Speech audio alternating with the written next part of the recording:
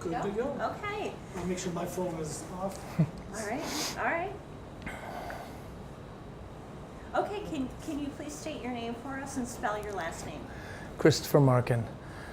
Markin is Markin. Okay, and this is Julie Bunke. I'm the Assistant Director for Material Culture here at the Kalamazoo Valley Museum. We're going to talk today about Checker and hope to get some fun stories out of you and share some personal memories that you have of the company.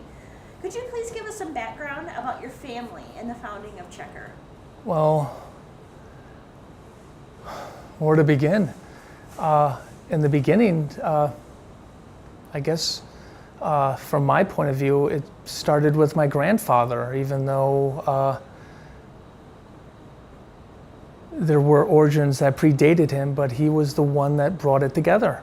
On this side of the country, it was him, and in California, it was John T. Hertz with Yellow Cab Manufacturing Corporation, which is a different story altogether. But through my grandfather's savvy, good timing, business skills, and guts, he pioneered through some dangerous streets at a street level and built up an empire. And he surrounded himself with good people, smart people, and he kept his cards close to his chest, from what I understand. I've always heard differing things from either my father or friends of his that were alive when I was just a little kid, and I got to hear some stories. Unfortunately, when those stories were told and my dad was near, he'd rip me off their lap and, okay, we're done here.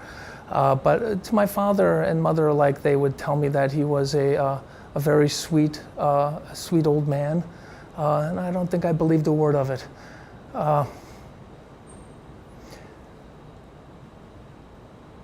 But he followed his dream, a tailor by trade from Smolensk, Russia, who had some pretty innovative skills. And from what I understand, if you wanted to find him when he was at Checker, if he wasn't in his office, he was walking around the plant. And if you were going to find him walking around the plant, you'd always go up to trim and interior in the wiring room. And he'd always be there setting patterns or working with some of the ladies in the sewing machines. And he had a perfectionist side for detail. And then there's my personal experience with my father, who came into Kalamazoo, I believe, in the late 1960s from Chicago, where he was running Checker Cab and Yellow Cab with his then brother-in-law, Jerry Feldman, who was married to his sister, Marilyn Feldman. He came here with his new wife, who happens to be my mom, Barbara Markin, and they started a life here, which I imagine was probably culture shock to my mom, coming from Chicago and Boston previous, and they made a life here. My dad was universal. He was always on the move. You could never nail him down. No one really fully knew my dad. Marcia Kestner, his personal assistant, best described it as those who think they know all of David Markin, they don't know David Markin. They're lying, or they're just blowing smoke. The best you're going to get is a slice of the pie. How big that slice is entirely up to him. Now, when he was in Chicago, you said, was he overseeing manufacturing operations or more of the actual taxi cab dispatch operation? Checker Motors Corporation Kalamazoo owned many cab companies. Chicago was one of the crown jewels, mostly because Yellow and Checker combined formed the biggest cab company in the world at the time, and for much time after that. I mean, there were competitors. There was, I believe, Flash was one of the ones as well, but Yellow and Checker dominated. And it was a political position. There was a lot to do there. I mean, true was a lot of street level politics, but it was big business. I mean, there were 8 different stations in Chicago. And there was more than just taxis. You had body shops, you had radio frequencies, it was a different world. And it took a lot. You had to be good in front of a camera. You had to know how to talk to reporters. You had to know how to be a businessman with grit and street smarts and savvy. My dad had that. My grandfather had that. And he did a great job. He did a tremendous job. There was even rumor that when he first started out there, his father threw him in a cab. I believe that. I don't believe how long the duration he stayed in that cab was, but I'll tell you as a fact that his then brother-in-law, Jerry Feldman, did drive a cab for quite some time before he got elevated to president of Checker Cab Chicago as well. And he wrote a less than flattering book, but still a worthy read, Up Your Crank. Did they have a New York subsidiary as well? They did, but due to Sherman's Antitrust Act, it was broken up and all the medallions were sold. I think that was either 1962 or 64, and it was a very big deal. It was a big money thing to sell all those medallions. Don't get me wrong, I mean, we still sold them cabs, and quite a few of them, and we kept a lot of the real estate for quite a long time where those cabs were serviced. But it, for the most part, became deregulated. New York was huge, and I believe there's some great court transcripts with my grandfather, a tough, street-smart Russian tailor, telling a senator to go crap in his hat and piss up a rope. I believe those were, I'm trying to be as G-rated as I can, I apologize, but so your grandpa, just, like you said, had guts, definitely. yeah, guts and then some. I mean, you really, I never got to meet the guy. He died less than a year before I was born. But from what I understand, one heck of a guy. And if he was your friend, or if my dad was your friend, they were both tremendously loyal. My dad, I saw firsthand experience from it as a child all the way up until the end, the length and thickness of his loyalty. I mean, it's thicker than blood. If he had your back, he had your back, and he was a great friend to have. He always told you what you needed to hear, not necessarily what you wanted to hear. And as a sneaky little kid that I was, from a very early age, as early as I can remember, I always wanted to be down at Checker on 2016 North Pitcher Street. I always wanted to work there. I always wanted to be part of it. I always wanted to impress him. I always wanted my picture on the wall right after Morris's, David's, and there was an empty spot even. It used to taunt me as a kid, taunted me when I worked there. God, I wanted my picture there so badly. I wanted to make him proud, my wife proud. I wanted to take it on. I did. But as a kid, I was sneaky. I liked getting out of my house. I liked getting away from my mom and the babysitters and my brother and sister and all of that because, they were making cars. I mean, it was a kid's dream to see. Oh my gosh, I mean, it was not safe for a kid to be wandering around, but to see two steel bars being laid on an assembly line and some guy pushing a button and it moves and it gets axles, it gets a body, it gets brakes, and you're just walking the line. And at the end, to see it on the flat top rolling off, and then the magical part of a guy getting in and turning the key and it worked. I think they always worked too, and I gotta tell you, the end of the line was the neatest place to stand, and I did it quite a bit because God, I used to drive those people crazy. I'd beg them because it would take 2 to 3 trips around the test track right off the flat top to verify that it was runnable.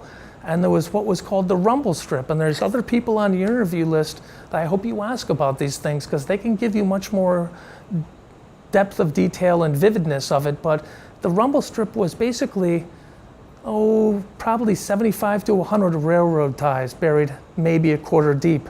And you drive a Checker over that on the second lap, 35 miles per hour over that rumble strip. That set the springs. That was part of the break-in. And it was neat because a kid, all over the place, and the guy's looking at you going, I can't believe I let you ride with me. Your dad's going to kill me. And the best part is a lot of times when those cars came off the line, they didn't have all the parts on them. They had to go off to the side on the flat top or off into a cordoned area before shipment, waiting for the parts to arrive because you had to keep that line running. It all depended on keeping the line running. Now, the most comical time was sometimes there were no seats. Sometimes there was no glass. Sometimes the gauges weren't in there. But if it ran, it was important to get it around the track. The most memorable time I have of doing that was when there was no gas tank. There was no gas tank and there was no seats. I'm probably not going to remember the guy's name until I walk out of here, but the lead inspector who was to take it around the track, I ended up working with later in life, and he was the head of the inspection crib. I want to say Steve or Harvey Deal, but it wasn't. Real gritty old man. He was gritty when I was a kid. He was grittier when I was working with him. But he's looking at the car and looking at the guy behind it, I believe Rick Bergen, and going, "Are you kidding me?" And I remember looking at him going, I had this just charming little look apparently, just cute as can be. "Please, can I go?" And he looked at me and he's like, and I think this was probably the only time that he actually needed me to hold a milk carton of gasoline. And there was a tube, and he put the tube in the gasoline, and then we sat on egg crates or milk carton crates. Oh yeah. And he's like, "Hold this, don't spill it." And I'm like, And did you spill it? no, No? not even over the rumble strip. And I just remember being, what a thrill, like, wow, this is too cool, and it was.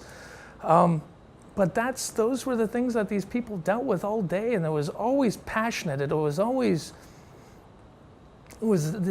really the best way I can explain it was alive, it was passionate, it was a culture, it was a period of time that no longer exists. I mean, everything's robotic now. And I spent a lot of time in some assembly centers, but my time working at Checker when we went in to do factory assists to go measure dies, pull dies out of there, which was not always the most hospitable climate. No one in the UAW liked watching their work go out. And so it kind of got nasty sometimes, but that was part of the excitement. I've been hit, I've been spit on, someone tried to slap me. A very nasty old lady, I don't know where she mustered all that mucus, but she got it. And but that was just part of the job. So speaking of the job, when did you officially start working at Checker? Did you work on the line? No, it depends who you ask. I like to think that I worked there since I was in diapers. I was just really a petulant annoyance. But all of those people there were so many that stand out that were so sweet to me. They were so nice. And there were a lot of that belonged in the other camp of, "You do not belong here." And they were right. I knew they were right, but I also knew that this was way more exciting than any sandbox playground or BMX trail. I mean, this was the action. This is where I couldn't understand why everyone else didn't want to be here. But I truly started Checker February 10th, 1997. And I came with my new wife, who's still my wife, Joy Faust Markin, a lovely woman, a saint. She a patient lady. Beautiful. I'm a very lucky man. I was lucky then, I'm lucky now. Very lucky man. She came with me, and I remember I was working at one of Checker's subsidiaries, which was Great Dane Trailers at the time. They make big box trailers, reefer trailers, a big company, and it was a neat place to work as well. I just crashed my car, and I had to call my dad. I don't know why. I mean, I was on my own. I mean, it's not like he was going to do anything besides say, "Oh, you putz, what are you doing? Are you okay? Is anything broken? Do I have to come down?" And the answer was no. And at the time that I was talking to him, I'm like, why did I call him? What the hell is wrong with me? It was kind of like, I guess I'm a man now. And it was a nice car too. And I was, Checker? It was not a Checker. We're not going to say what it was. I did have a Checker though, but it was best that I left the Checker in Kalamazoo. It was just best. And I'm glad I did that, because if I would have smashed that, that would have been much worse. Now, it wasn't a bad accident, but it was just bad enough to take it off the road and put me in a tough spot. He didn't know how tough a spot, and I don't really know if he cared. But so, as I'm sitting on the phone in my then girlfriend's house, soon to be fiance and then wife, thinking, why did I call? And he goes, "Christopher, I'm glad you called." And I'm like, oh God, oh Jesus. And I'm like, oh, why? Because I crashed my car? He's like, no, that's your problem. And I'm like, I am a man. He's like, how would you like to come work at Checker? I practically dropped the phone. According to my wife, I turned ghost white, because, here it is, I was expecting to get yelled at, but those times came and went, and instead, I'm now being offered what I had always wanted. That empty spot on the wall in the boardroom came right into my mind. I was thinking this is just a dream come true. And being a snarky little jerk that I could sometimes be, I said, I got to think about it. And there was a moment of silence, and as so many times when my snarkiness got out of hand, I'm like, oh, I regret saying that. Oh, how God, I regret saying that. He's like, okay, I'll call you back in 5 minutes. And you click.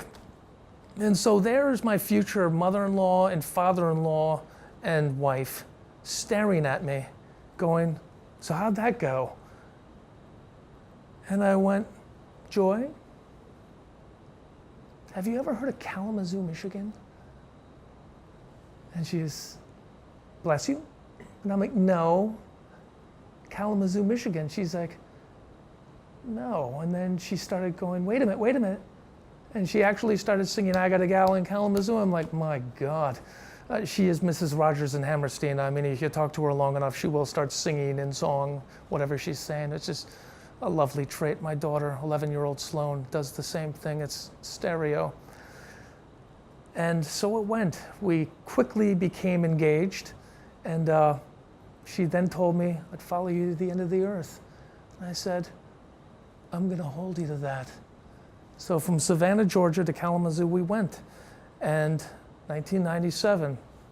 My dad made me think, I didn't believe him for a second, but he made me think that I was going to do great things there and that it was going to be a great life. We're happy to have you aboard.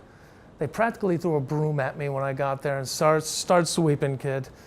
And I went through the quality department, QS 9000, worked for some amazing people, far more qualified than me. And I got to do quality manuals. I got to learn how to audit and basically be an internal cop.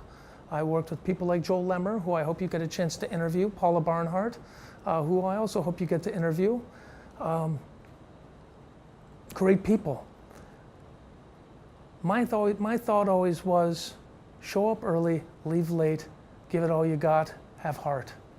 That's all I had. Because I was working with people that this was their life. This is it. Some people are going to like me for who I am and what I have to offer. Some people are going to hate me for who I am and not care what I have to offer.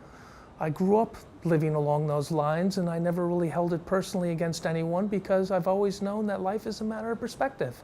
And I always knew how fortunate I was. I never wondered. I just always knew that I couldn't have been luckier to be born into the family I was. I didn't always make decisions that reflected that, because kids will be kids and we all do stupid things, and I like to think that I learned from all of them. Maybe it's taken me a while, but I learned. And being surrounded by all those good people, and the ones that I stuck to the most were the ones that really wanted me to succeed, because I guess in a way I was part of the future. Not the future, but part of the future. You know, they would always say, well, you're the future, kid, you're my ticket. And I'm like, no, we're the future. And we're all together the ticket. That's not a one-man job. I got to be around good people. And I like to think that I did surround myself with some good people. And it's funny, too, because they're the ones I remember, and they outnumber the other ones easily 99 to 100. As I rose through the ranks, achievement after achievement, sometimes not born out of achievement, but just out of time, I always thanked my lucky stars. The view got better, but oddly, the higher up you go in a company, you think that the view will always get better. But the interesting thing happened while I was in the press room, working for people like Ed Adams, Ed Brierly. There's other names, but those two kind of stick out. There was a bunch of them.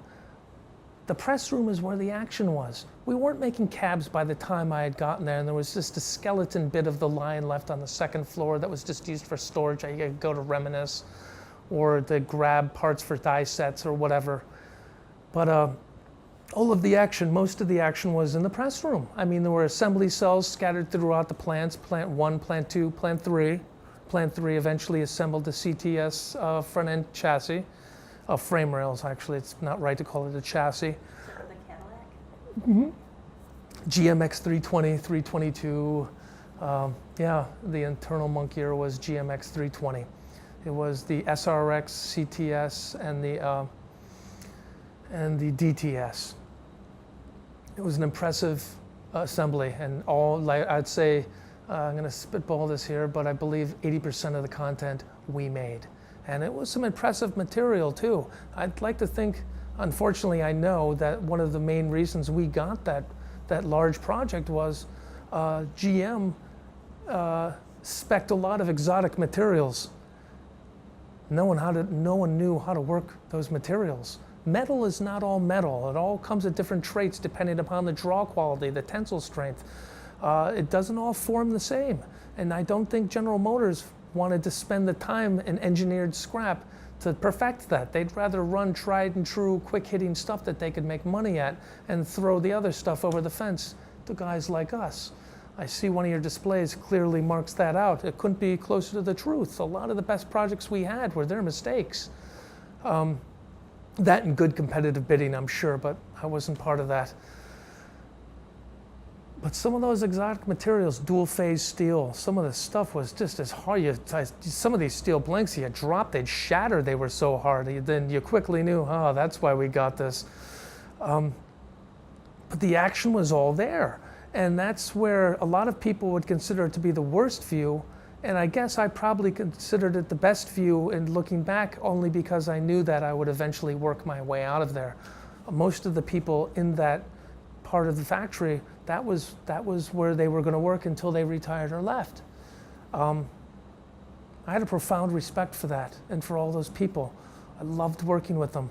They were the biggest hodgepodge collection of 50-year-old children to intellectuals, to deviants, to people that I knew since I was in diapers. People like a lady like Leona Trainer.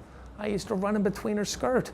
I didn't look up, but and she always called out those wonderful memories, and she was one of those smiles that I remember in like the mid-70s, and there I am in 97, there's that smile. Helen Dunges, these are all of these people, Marv Stewart, and Marv had this way of taking rubber grommets, these little rubber rings, and like bottle caps, he could snap them. And I kid you not, from 20 feet, that guy could get a bullseye, and he'd get my butt, or he'd get the back of my head. He was one of the people that thought, rightfully so, kid, I don't care who you are, you don't belong here, it's dangerous. And I'd always look back and just run away. And he'd always get me with one of those grommets, and they hurt. They hurt badly. And I think I did fess up to him one day. And I'm like, you remember when you used to do that to me? And he's like, oh yeah, hurt, didn't it? And I'm like, you bet, you bet. And we all had a good laugh. The neat thing is every foreman that I can think of, everyone, there was just such an amazing collection of intelligence. These people did miracles every day. The engineers that came out, everyone in a blue shirt that was a foreman or that worked in the maintenance department, machine repair, excuse me, millwrights, die makers, prima donnas. These guys were miracle workers. And I still to this day keep so many of these names and memories in my head, thinking to myself, if I find myself at the gates of hell, and I have to invite a few people to make it through to the other side with, they're all from Checker. They're all these process engineers, these millwrights, the Indian, John Finch. These guys could make things. They made miracles happen. And I broke some things too, by the way. I didn't mean to, but sometimes when you are competitive and you wanted to beat the shift before you or make the next shift go, how the hell did you do that? It was always about running numbers. You wanted to, on the press lines, you wanted to get over a certain amount of good parts. There was rework and there was scrap and there was good rackable parts. The less rework you had, the better. The less scrap you had, the better. But all the good parts that you could put in there, and it was by piece rate. So the line was rated according to the die set. And you only could make so many an hour. You were machine limited, but if you were clever, and the important part being, if you listened to the people that ran the job and empowered them to have input as to how to make this run better, they could make more money. And that was a thrill to me. I wanted people to make more money. And I always thought, guys, if we're busy, the day goes quicker. And and they knew what I was doing. I just wanted to beat the other shifts. I wanted to make the people that I loved proud of me, my wife, my dad. I don't know how much that worked, but I'm competitive. I like coming out on top. And for the good of the company and the good of the people that get a little extra pay in their paycheck, it was a thrill. And that made it my favorite view of the shop. And it was bittersweet when I left the press room and I went into the front office. Now, how many years did you work at the Checker factory? 97 to 2008 when it closed, 2009 rather, July. It was a very sad, dark day. Sure. It was a day that I'd rather not remember because, it's just hard to fathom, but you don't have a choice. That's reality. Now there's a couple of different car clubs that have come about, dedicated to Checker, like Checker Car Club of America. Mm-hmm. What do you think it is about Checker automobile that just makes it so endearing to people? I have an idea. I'm sure you're never going to get the same answer, but here's my answer. I think it's a combination between childhood memories and the romanticizing of them. When you talk to people who are older than 40, maybe even 45 these days, they have memories. Most of them who've been in cities have memories of getting into a Checker as a kid. And Checkers had those jump seats, 2 jump seats in the back, and they folded up. And they were novel, they were neat. Not so safe if something bad happened, and I don't think you could ever even consider putting them into a car these days. But back then, that's how you got around. Kids loved those jump seats. I loved those jump seats. I have one in my house. I use one of the pads as a gardening tool, so I can kneel down and pick weeds and plant flowers. There's a little bit of Checker everywhere in my house. But I think it's a combination of the memories we have from a different time in our life, and it brings us back to them. And the funny thing is that you take a good hard look, maybe they weren't the best of memories, but time has a way of romanticizing things, and they become sweet. They become a cherished time of either innocence or just a bygone era. Checkers represent the bygone era. And there was a time not so long ago where I thought that they're going to be gone. People aren't going. It's just going to be another orphan car. People are going to watch old movies and go, what's that thing? And I've been with people and like, God, that's the strangest looking car I've ever seen. Ferris Bueller's Day Off. And I'm like, that's a Checker, you schnook. My God, you're my age. You know that. Well, they've become so iconic, I think. Well, the funny thing about icons is they can lose their luster and be lost to the dustbin of history. And for that very point and so many others, I have kind of got an emotional debt of gratitude for the Checker Car Club and the other car groups, Checker Car fan clubs that exist out there. These are people who have really gone to great pain and pleasure, I suppose, to either own a Checker, be part of the club in another way, and these are their babies.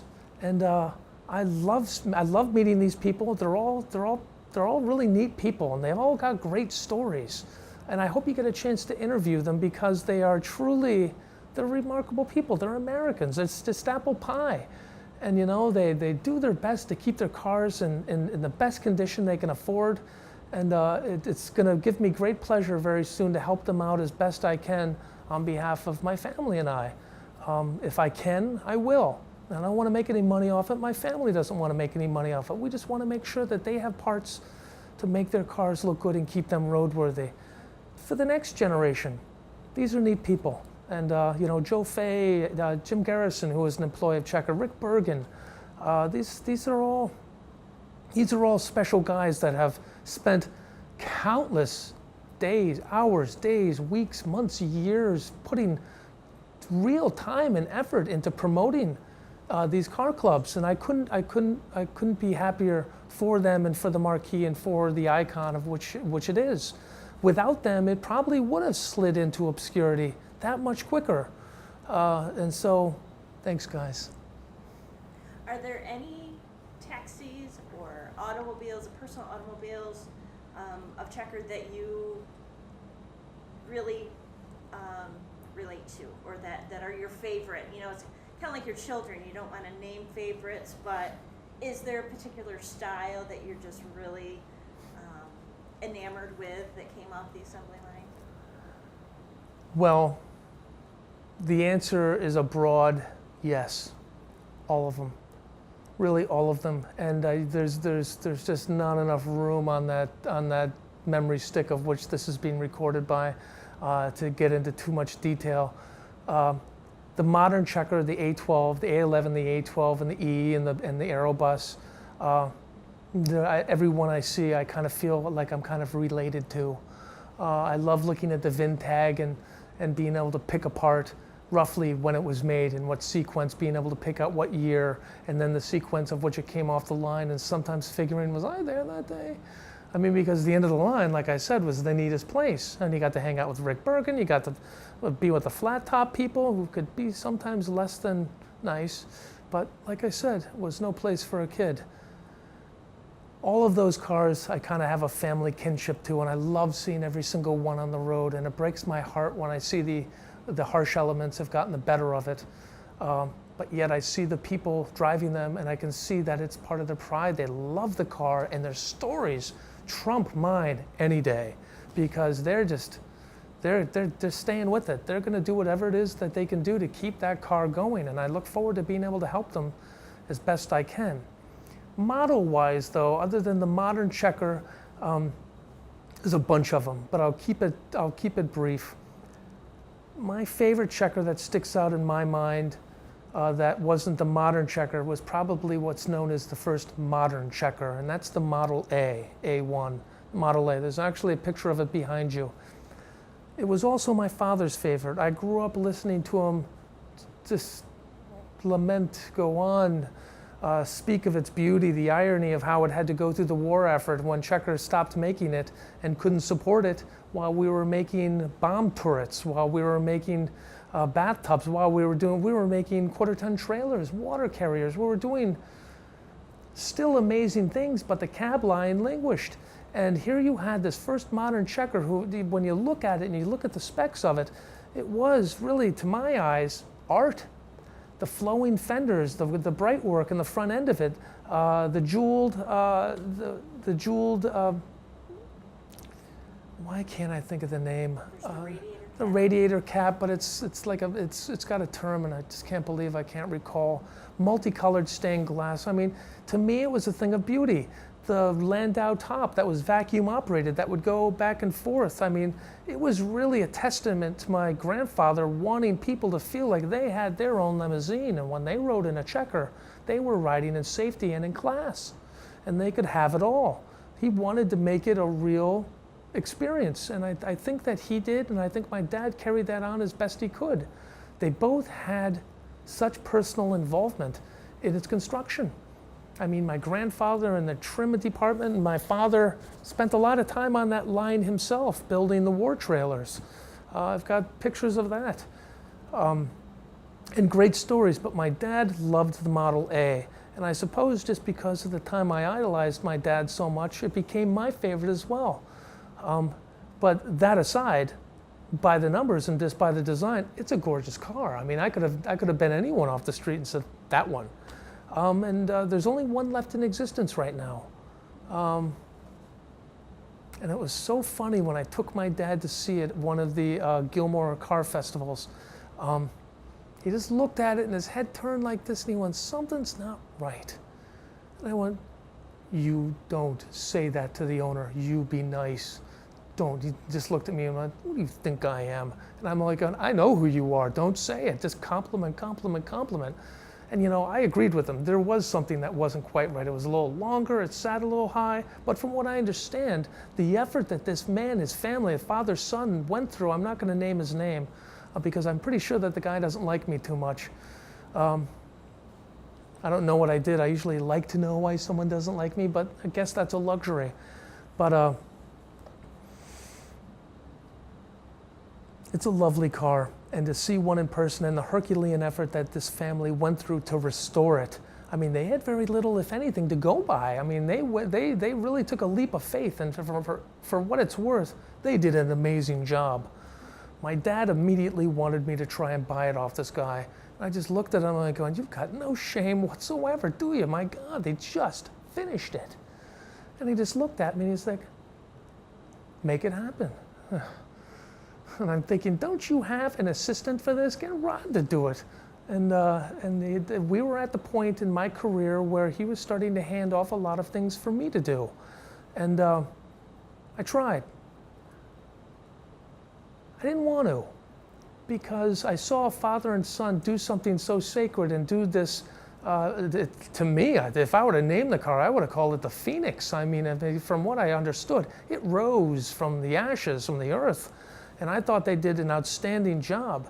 My only concern is that the Gilmore got it. And to this day, I mean, when I approached them, they just immediately shut me down and tried to tell me how much it's worth and how much work they did. And I appreciated all of it. They immediately, I think, took the defensive on it, and I understood. And I really would have felt even more uncomfortable if they would have said yes. I mean, you just finished it. You could smell the freshness of the paint. And I just wanted them to enjoy it. My only concern was, again, that it make its way to the Gilmore. And it's not there yet, and I hope it does. I mean, money is one thing, but that's something that history needs to preserve. I don't want it would be a heartbreaker for me to see it languish in someone's garage, only to be seen when the owner pulls off the blankets and, shows it to his whatever. Like Indiana Jones would say, it belongs in a museum. Sure. And it does. And I'm holding out faith that it very well might end up in a museum. I don't know. Well, what checkers do you have in your personal collection? You've got an Aerobus, which I have is an personally Aerobus. my favorite. Well, I'll drive that over to you tomorrow, and we'll take a ride if it's not storming too hard. Okay. But it's a funny story. I tell you these stories about me spending so much time in a checker when I was a kid. There was an area that I used to have to lie and say that, okay, I'll stay in the experimental department. I don't know why my father felt better with me being in the experimental department. I'm pretty sure that the experimental department did not appreciate it. But most of them liked me, and I adored them. They were my dads. They were my babysitters. They were my influences. These guys were building race cars on the side. One of the mechanics that worked there, his name's Kevin Hanley. He went on to, I believe, become Dale Earnhardt's race chief and car builder. He became famous. I mean, he's a retired horse rancher now in North Carolina, but he was nuts. And I remember just seeing that look in his eye, and I go, oh, I like you. And this is a guy that liked to go fast. He was the first guy to show me that you could indeed get a checker to lift the front wheels off the wall or off the ground if you know how to do the gas and brake right. Steve Dunbar was another one. Bob Chamberlain, Julius Homoki, and a real big name who's no longer with us, Jimmy Stout. The experimental department was directly connected to the engineering department. They went hand in hand. People like John Logan would walk out to them with a drawing asking them to make it, get their feedback, and then if it worked, quickly go out and implement it on the line and document when it went on the line. So when you talk to John, I hope he really opens up, because he is a true treasure trove and just a fascinating guy. But the experimental department is where I spent a lot of time.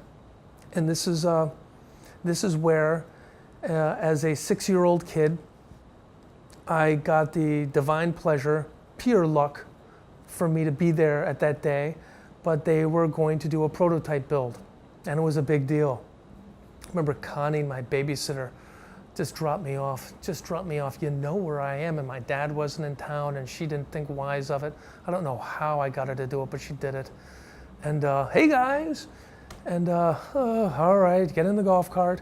And we went out into the line, and they literally took a forklift, and they took a body in white before it was married to the chassis, which is just, John could tell you more about those things, but as a kid, it was just magical seeing those things happen. They took a BIW, body in white, and brought it over to the experimental department, all with me watching. It was fascinating. It was just so neat. And they began to implement, they put it together, certainly not that day, but I was there when they took it off the line, and that was cool enough as it was. The days went on, the summer went on, and I just, it was like a new pet that you rescued. I mean, you always wanted to go see how it was doing. And every time I'd go, a little more would get done. And they were getting ready to put the carpeting in, and I believe it was a prototype for front impact bumpers, the shock absorbers that went from the frame to the bumpers. It made the bumpers protrude much more.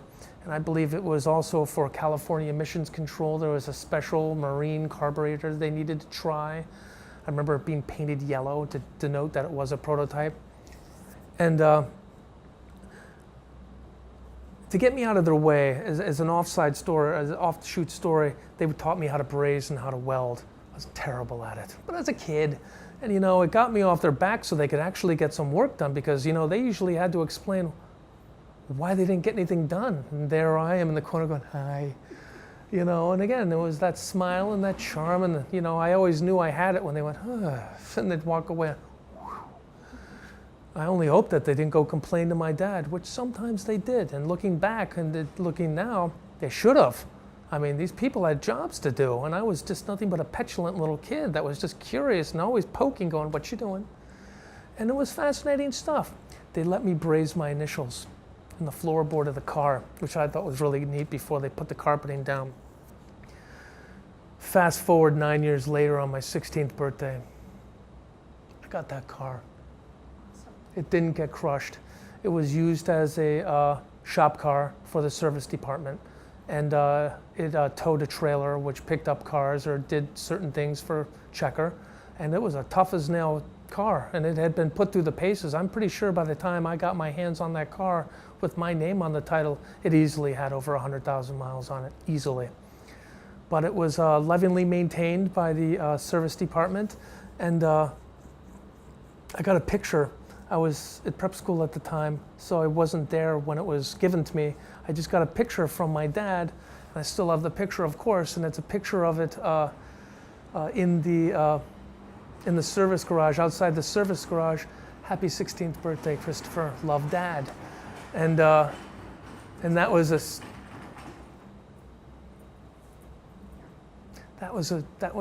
I remember exactly where I was. I was in Bain dorm. I was on the first floor. It was mail call. It was a pretty big deal to get mail back then. It was, it's not what you see in the movies sometimes. It was prison. Don't get me wrong, it was beautiful. It was a great time. But when you got mail, I mean, they had your attention. Care packages even came sometimes, and it didn't even have to be yours. I mean, no one got away with a care package all to themselves. But when I opened that envelope, it was my birthday, and I was, I only had my brother and I, and a bunch of kids that I went to school with. And when I opened that up, I was just so elated, and I just couldn't wait to get home. I couldn't wait to drive it legally. Because how old were you when you drove your first Checker? To give you an idea of how old I was, the guys at Experimental made me these snap-on platforms for my shoes so I could reach the pedals. They'd let me drive around the test track. They'd let me drive on the grounds. They even let me find out what happens when you put a moving car into reverse, which apparently, as the story has it, my dad did years previously too when he was a kid, because he just had to know. I had no idea, but when I did it, the guy looked at me like, wow, runs in the family. And so I did. Terrible sound, terrible smell, strong transmissions. But I would say probably I first got behind the wheel when I was about 6, 7. But the Aerobus, which I'm going to drive by tomorrow, if the weather is good, is the car that I learned how to parallel park in. Now, the first time my dad found out that I was driving, or gave his express permission for me, okay, only if you were Steve or Bob, can you drive?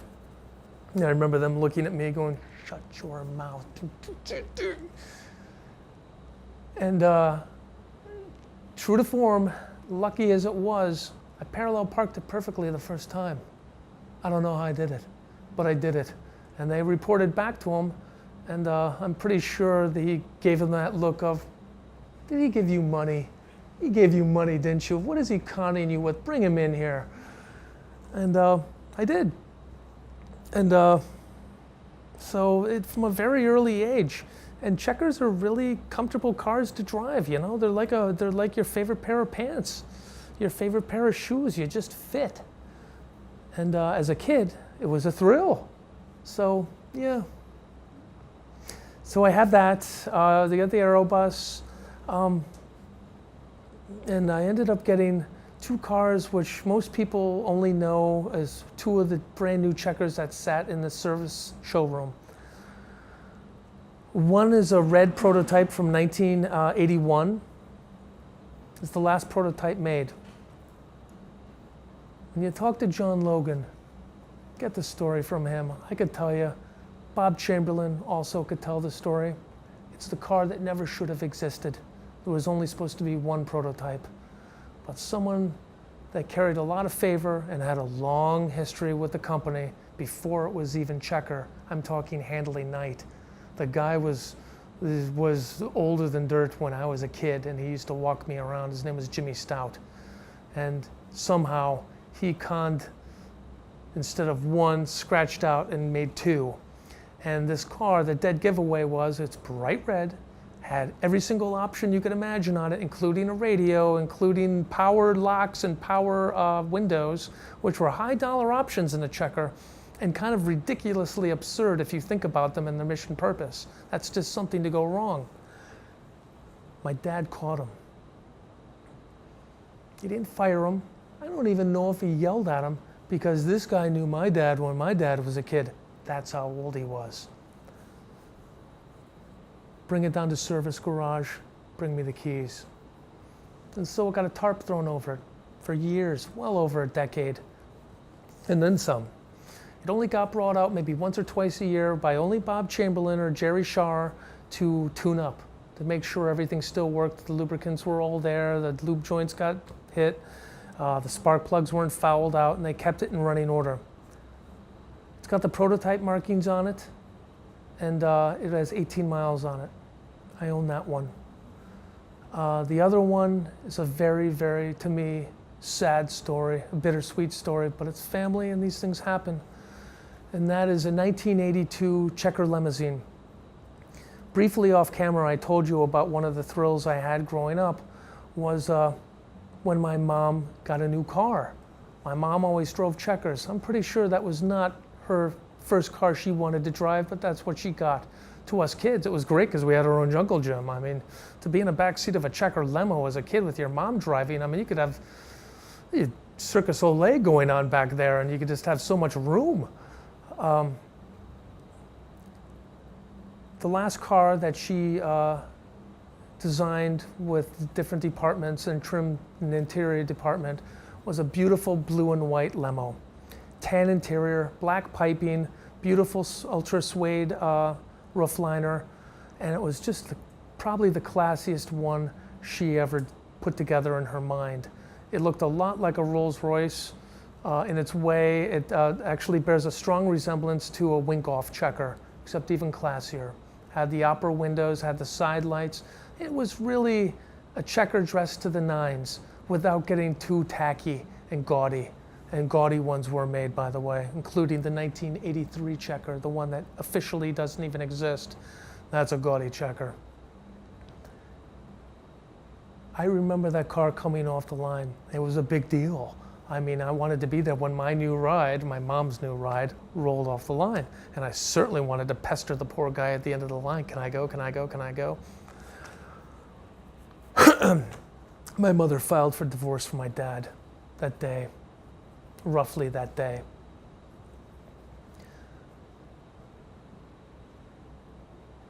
I later found out the car got taken to a part of the factory and hidden, and eventually, not immediately, but eventually it got painted black.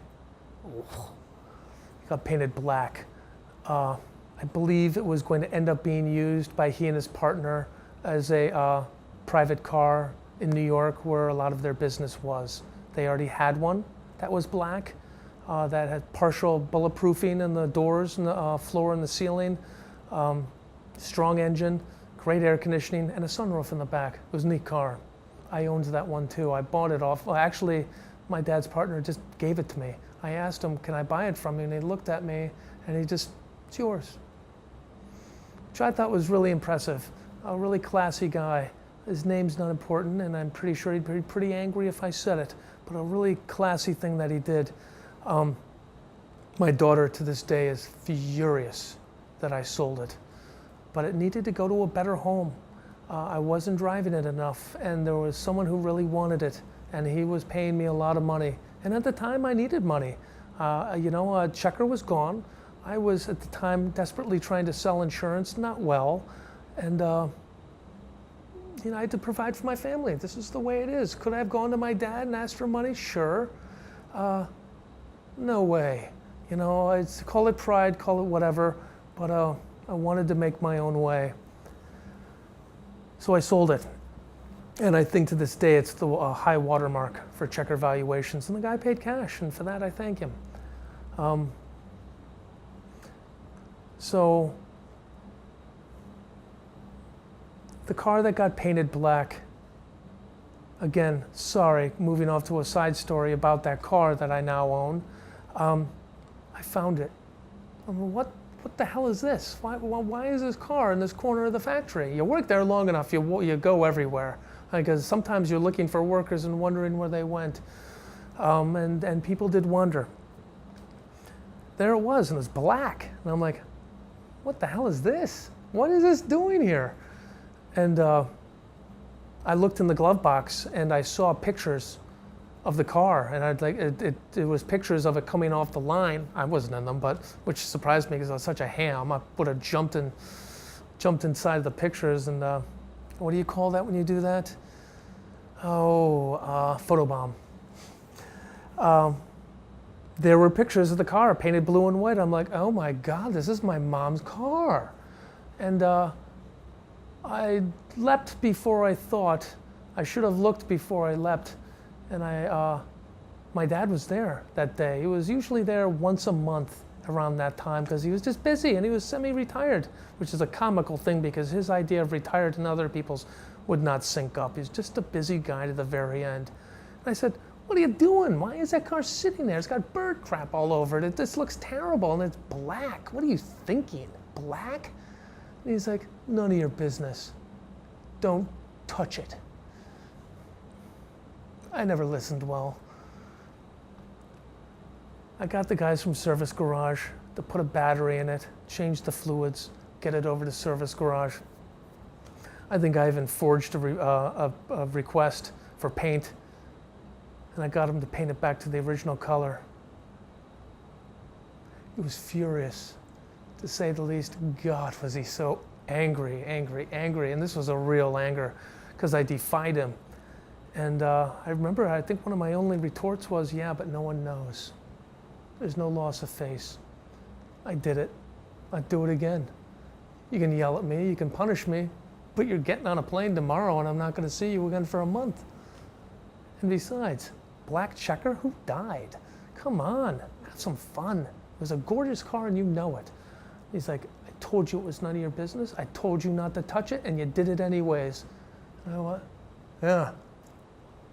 You would have too. And he left it at that. Other than, don't drive it. So we went in the showroom. They were his cars. And when Checker closed, we had to get all of his personal property. I had a lot of property there. My mom had property there down at the service garage. We had to get all that stuff out of there. So he bought a building in Parchment, and we had them stored there. And after his death, I purchased the prototype and that limousine from the estate. Quickly. I paid a lot for it, but they were worth it. Last year, I did something I didn't think I'd ever do. After looking at that limo long enough, I said, you know, it needs to be driven. So I threw a battery in it. I crossed my fingers, and off I went. It broke down 3 times. Not at any fault of the engineering or anything like that, but you let a car sit that long, bad things are going to happen. I actually ended up working through all of those things, and I got it roadworthy, and I put 500 miles on it that season. And you know, does it have 18 miles on it anymore? No. Who cares? Who cares? My daughter will truly come after me with a hunter's knife if she thinks that I'm going to sell that car. I won't. I won't. It's hers. It's her mother's. It's anyone in my family who wants to drive it, but for the most part, it's hers.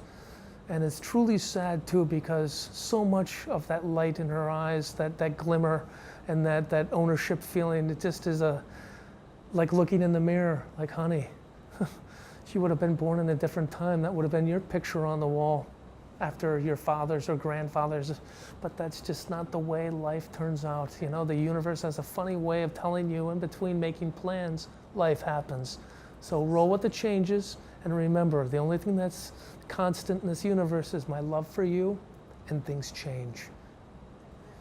So the red prototype still has 18 miles on it. So I've got my 16th present car, the prototype, the limo.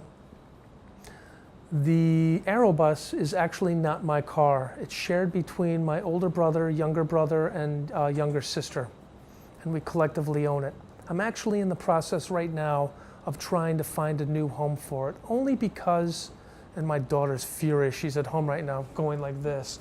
She just has such an ownership stake soulfully in these cars. I mean, it's just so, it's oddly spiritual. It literally runs in her blood. It's an interesting little phenomenon. But it needs to be put in the right hands of someone who can respect it for a prototype, respect it that it's not a perfect car per se, but it's history. You don't want to over-restore it. You want to honor what it was built for. I mean, it was a one-off car. That was the only one registered in 1976. And 100 more preceded it in 1977. But that was the one that was hand-assembled and validated that this is a workable idea. It was the prototype. I'd like to think that there are people out there that would like to have this in their collection. I'm hoping that those people would be local. But I'm not going to give it away. And even if someone offered me $1 million and telling me that they're going to customize it and do this and that, I'd say your money's not going to buy this car. It's only going to go to someone or some organization who will truly honor what it is and all the people that put their lives into making it happen. Those are the cars that are, those are my checkers. My older brother John has a 1965 checker. That has a fascinating story of itself for another time. My younger sister inherited my father's station wagon, which I actually found for him. And it's a Marathon, and it's a station wagon, and it's a beautiful, beautiful, beautiful car. It's just done very well to a high standard. It's not driven enough, but none of these cars are. I hate looking at them, seeing them not driven. Cars don't sit well. Checkers really don't sit well. Tolerances are too loose. My younger brother Justin has a station wagon. Everyone in my family loves station wagons. I never liked station wagons. They went too far from the original formula. You know, I mean, it's a cab. You know, it's a cab. Enjoy it as a cab. A station wagon, it just, I don't know. We can't all like the same things, but they all like the station wagons. All right. All right. And the good news is I don't want your car. Well, in closing, what would you like us to know about Checker? Your final thoughts on the company and Final thoughts? the family.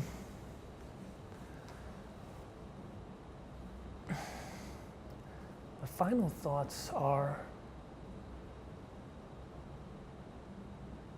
I will never forget the people that I had such good grace and fortune to be able to learn under. Life lessons, engineering lessons, work ethic. I will never forget any of them. The good ones, the bad ones, all of them. They are and always will be my extended family. I love running into you all. I love hearing how you're doing.